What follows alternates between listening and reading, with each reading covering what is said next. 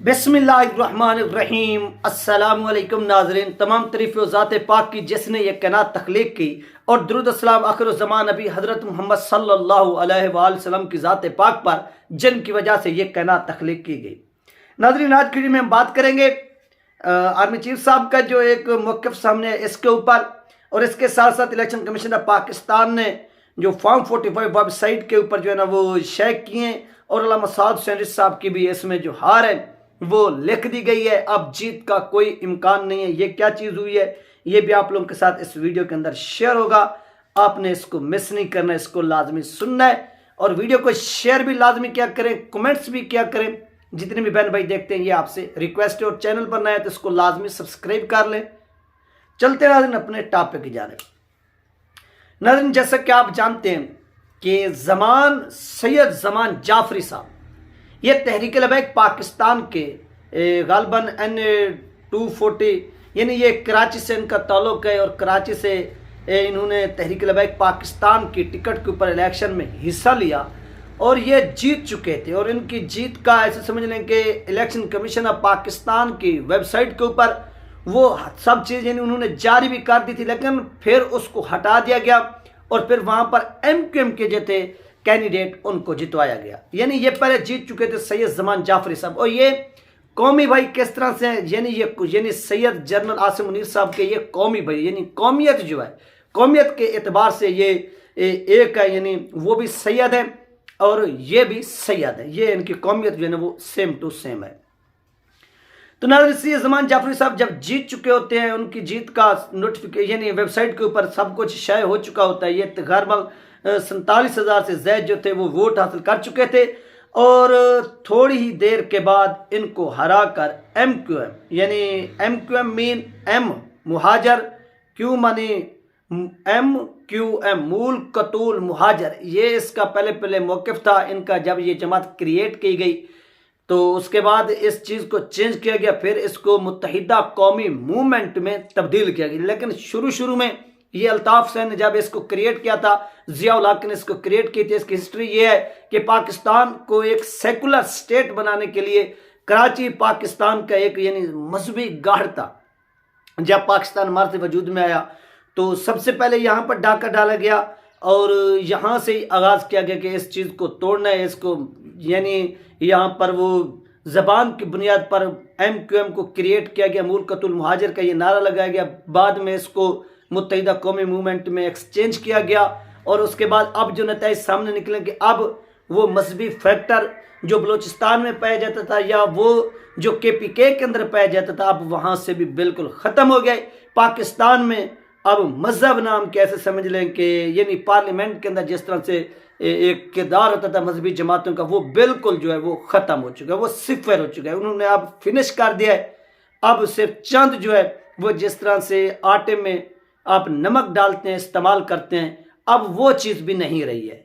अब उससे भी नमक की मिकदार कम हो गई है। इन 3 या 4 मेंबरान का नेशनल असम्बली में जाना मजहबी जमातों की जानिब से, यानी मुत्तहिदा मजलिस आमा वो जिस भी मसला की, लेकिन वहाँ पर भी उनका एक MNA है, और जमात इस्लामी उसका तो कोई नहीं है, सीन वाली का और फे वाली का 4 बंदे हैं, बाकी कोई भी वहाँ पर यानी सामने नहीं है। तो यहाँ पर नाज़रीन सैयद ज़मान जाफरी साहब को हराया गया, और इसके साथ जब गुज़श्ता रोज़ कोर कमांडर कॉन्फ्रेंस हुई, उस कॉन्फ्रेंस में सैयद जनरल आसिम मुनीर साहब ने यह वाज़ेह तौर पर कहा है कि फ़ौज का इस इलेक्शन से कोई ताल्लुक़ नहीं था, ना ही कोई ताल्लुक़ है। जो लोग हारे, जिनको हराया गया या जिनको जितवाया गया है, जो लोग हमारे ऊपर ब्लेम कर रहे हैं, ब्लेम लगा रहे हैं, उनको हम बताना चाहते हैं कि ये एक साजिश है, और ये साजिश करने वाले अनासर जो है मखसूस जमात के हैं, और उनको हम ये बताना चाहते हैं कि इस काम के साथ हमारा कोई ताल्लुक़ नहीं था, और हमारे ऊपर जो इल्ज़ाम आप लोग लगा रहे हैं इसको बंद करें, फिल और ये इल्ज़ाम लगाना बंद किया जाए। इसका फ़ौज का यानी इलेक्शन से कोई ताल्लुक़ नहीं था। ये जनरल सैयद आसिम मुनीर साहब का जो है मौक़िफ़ सामने आए, यानी इस तरह सैयद ज़मान जाफरी साहब भी हार गए। ये कौमी भाई थे सैयद जनरल आसिम मुनीर साहब के, इनकी भी सीट ख़त्म, सब चीज़ ख़त्म हो गई है। अब ज़िंदगी रही तो 2029 के अंदर ये दोबारा इलेक्शन में हिस्सा लेंगे। उसमें क्या हार जीत होती है वो भी अभी तक जो है ना वो ऐसे समझ में आ गया। ज़िंदगी रही तो देखेंगे कि कितनी नशिस्तें निकलती है। कितनी नशिस्तें बचती हैं, ये तमाम चीज़ें होंगी। उसके बाद नाज़रीन, आप सब लोगों ने देखा कि अट्टा के अंदर इलेक्शन हुआ और अट्टा के साथ साथ रावलपिंडी के अंदर इलेक्शन हुआ, यानी ओवरऑल इलेक्शन हुआ। तो तहरीक लबैक पाकिस्तान ने अपने हलकों को चैलेंज किया हुआ था कि जहां पर ये जीते हुए थे या दूसरे नंबर पर थे, इनके वोट जो थे वो कटिंग किए गए। तो उनको लेकर तहरीक लबैक पाकिस्तान ने कोर्ट के यानी इलेक्शन कमीशन, यानी पहला जो प्लेटफॉर्म होता है वो आपका होता है इलेक्शन कमीशन ऑफ पाकिस्तान। आप वहाँ जाते हैं और वहाँ जाकर आप अपील दायर करते हैं कि सर ये हम जीत चुके हैं, यहाँ पर दोबारा गिनती की जाए, दोबारा रिकाउंटिंग की दरख्वास्त देते हैं, या इस तरह का कोई सीन होता है, आप ये करते हैं। तो वहाँ पर जब ये सीन किया गया तो उसका नतीजा ये निकला कि अट्टा से तहरीक लबैक पाकिस्तान के जो अमीर हैं अल्लामा साद हुसैन साहब, इनके हवाले से ये कहा जा रहा था कि ये जीत चुके हैं या जीतने वाले हैं, इस तरह से। तो अब जो खबर सामने आई है कि वो वहाँ से हार चुके हैं और उनके मद्दे मुकाबिल जो सुहेल कुमड़ियाल ये तीसरे पोजीशन पर थे, यानी ईमान तहर साहिबा जो थी वो दूसरी पोजीशन पर थी और ये सुहेल कुमड़ियाल साहब जो थे ये तीसरी पोजीशन पर थे। और इनको नीचे से उठाया गया, इनको डाला गया फर्स्ट पोजीशन पर और फिर साद हुसैन साहब को सेकंड पोजीशन पर और ईमान तहर साहिबा को डाला गया तीसरी पोजीशन पर। तो ये वो नाज़रीन सीन हुआ है और फॉर्म 45 जो है वो अपलोड हो चुके हैं या अपलोड हो भी रहे हैं, लेकिन वो भी भोंडे अंदाज में अपलोड हो रहे हैं। यानी जहां पर अगर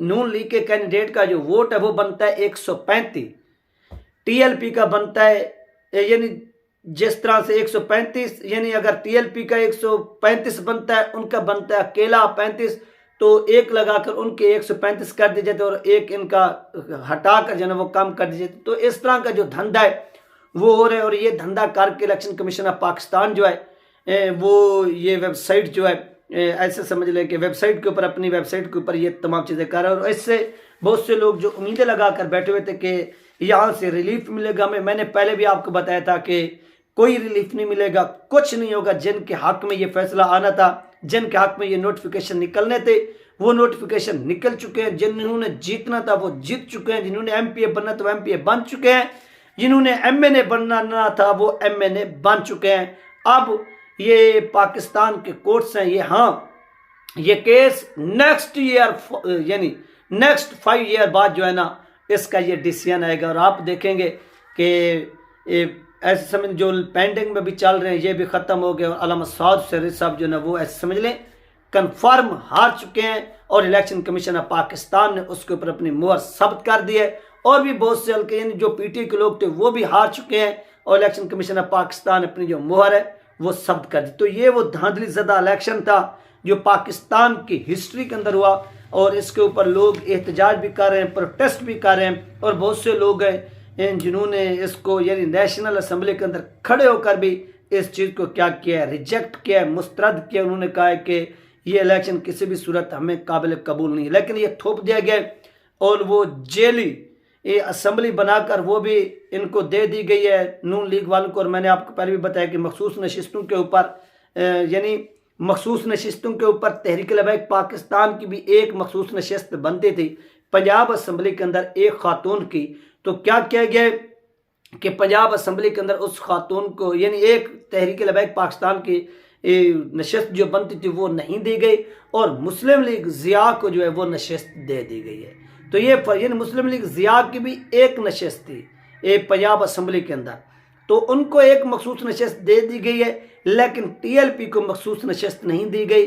और मैंने आपको पहले भी बताया कि मखसूस नशिस्तें सिर्फ और सिर्फ उन लोगों को इलाट की जा रही हैं जो लोग उस वक्त इत्तेहादी बन गए थे एस्टेब्लिशमेंट के और उसके साथ साथ नून लीग के, पीपल पार्टी के, उनको मिल रही हैं क्योंकि आगे तरमीमें होनी है। वो तरमीमें क्या क्या होती हैं ये वक्त ही बताएगा, लेकिन उसके लिए जो एक फिगर चाहिए 2/3 मेजॉरिटी का, यानी आपके पास 224 वोट जो है ना वो होने चाहिए। तो वो 224 वोट का जो एक फिगर है वो अबूर कर लिया गया। समझ लें कि 202 वोट लेकर अगर शहबाज शरीफ पीएम बने थे तो अब इन मखसूस नशिस्तों के अलाट होने के बाद इनके पास जो फिगर है, जो पॉइंट है वो 230 क्रॉस कर गया। फिर होंगे ज़िमनी इलेक्शन और इन ज़िमनी इलेक्शन के नतीजे में भी ये 2-4 सीटें मजीद ले जाएंगे और ये 240 के करीब पहुंच जाएंगे और ये किसी भी कानून और आइन के अंदर तरमीम करने के लिए ऐसे समझ लें इनको किसी की हेल्प की ज़रूरत नहीं पड़ेगी, ये आराम से क्या है कर सकते हैं। ये थी नाज़रीन अहम तरीन अपडेट जो आप लोगों के साथ शेयर की गई है। अपना ख्याल रखिएगा, मुझे दो में याद रखिएगा। मिलते हैं नेक्स्ट वीडियो में। अल्लाह हाफ़िज़।